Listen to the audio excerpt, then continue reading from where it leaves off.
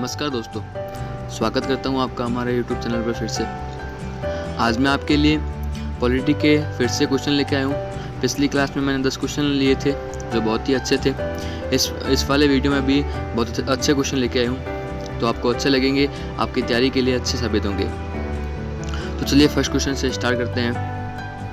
पहला क्वेश्चन है, सन 1936 में भारतीय राष्ट्रीय कांग्रेस द्वारा संविधान सभा के गठन की मांग कहाँ पर हुए अधिवेशन में रखी गई?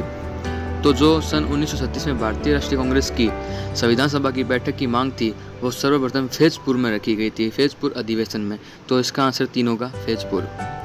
नेक्स्ट, कैबिनेट मिशन योजना के अनुसार संविधान सभा में कुल कितने सदस्य होने थे? जब कैबिनेट मिशन योजना बनाई गई तो उसमें सदस्यों की संख्या भी निर्धारित की गई थी।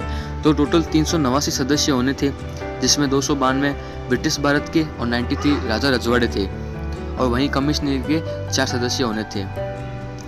तो इसका सही आंसर होगा पहला ऑप्शन 389। नेक्स्ट, प्रस्तावित मूल संविधान में कुल सदस्यों का विभाजन किस प्रकार होना निश्चित हुआ था? जो मैंने आपको 12वें क्वेश्चन में समझाया था वो ये क्वेश्चन आ ही गया वापस। इसका आंसर आप देख सकते हैं, इसमें ये लिखा है ब्रिटिश प्रांतों के 292 प्रतिनिधि, देशी रियासतों के 93 प्रतिनिधि और मुख्य कमिश्नर के 4 प्रतिनिधि। तो जैसा मैंने आपको पिछले क्वेश्चन में बताया, इसमें वैसा ही दिया हुआ है। तो इसका आंसर उपयुक्त सभी होगा, क्योंकि 292 प्लस 93 प्लस 4 मिलकर 389 होंगे। तो इसका आंसर होगा उपयुक्त सभी।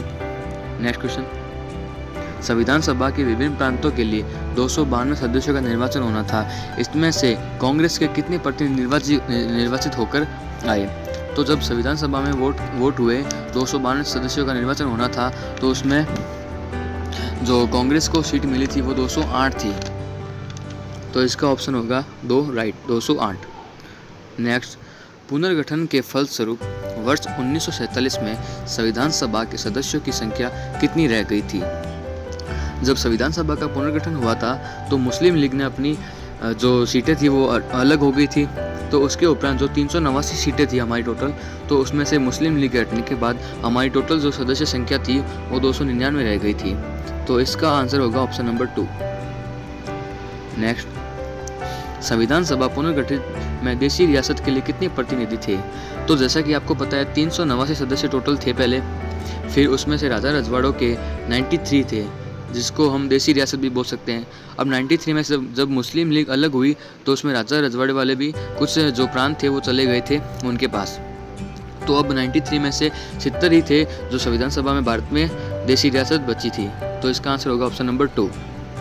नेक्स्ट, पुनर्गठित संविधान सभा में विभिन्न प्रांतों के लिए कितने प्रतिनिधि थे?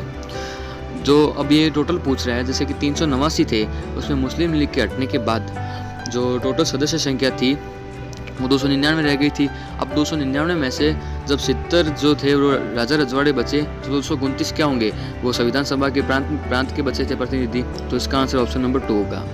नेक्स्ट क्वेश्चन, कैबिनेट मिशन योजना के अंतर्गत संविधान निर्माती परिषद में प्रत्येक प्रांत की आवंटित सदस्य संख्या निर्धारित करने के लिए एक प्रतिनिधि कितनी जनसंख्या के अनुपात में था?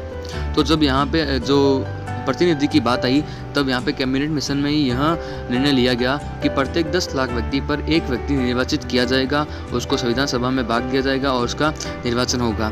तो जो ये फैसला लिया गया था, तो इसमें 10 लाख व्यक्ति पर एक व्यक्ति का फैसला था। तो 10 लाख पर 1 का अनुपात, तो ऑप्शन नंबर 2। अगला क्वेश्चन, संविधान सभा के सदस्यों को निम्न में से किसने प्रत्यक्ष रूप से निर्वाचित किया था? क्योंकि संविधान सभा में सदस्यों का निर्वाचन प्रांतों के आधार पर हुआ था, और जो प्रांतों की विधानसभाएं थी उसमें से संविधान सभा के सदस्य चुन के आए थे। तो इसका आंसर प्रांतों की विधानसभा होगा, ना कि संघीय व्यवस्थापिका। तो इसका ऑप्शन नंबर 1 प्रांतों की विधानसभा सही होगा।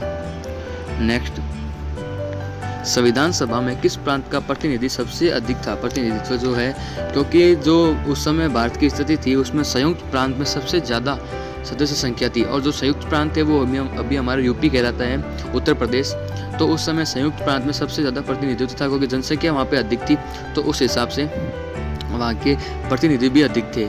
इसमें टोटल 55 सदस्य संख्या थी, जो सबसे हाईएस्ट थी भारत की संविधान सभा के नज़रिए से देखा जाए तो इसका आंसर संयुक्त प्रांत होगा, जिसको अभी हम उत्तर प्रदेश बोल सकते हैं। संयुक्त प्रांत ऑप्शन नंबर 4। तो आज के लिए इतने ही थे क्वेश्चन। आई होप आपको अच्छा लगा, आपकी प्रिपरेशन में ये काम आएगा। और अगर आप पॉलिटी के जो थ्योरी कर चुके हैं तो आप इस क्वेश्चन से अपनी प्रैक्टिस भी कर सकते हैं और अपनी तैयारी को भी जान सकते हैं। तो वीडियो देखने के लिए धन्यवाद। इसी तरह आगे वीडियो के लिए बने रहे। Like, comment, share and subscribe ज़रूर करें। धन्यवाद।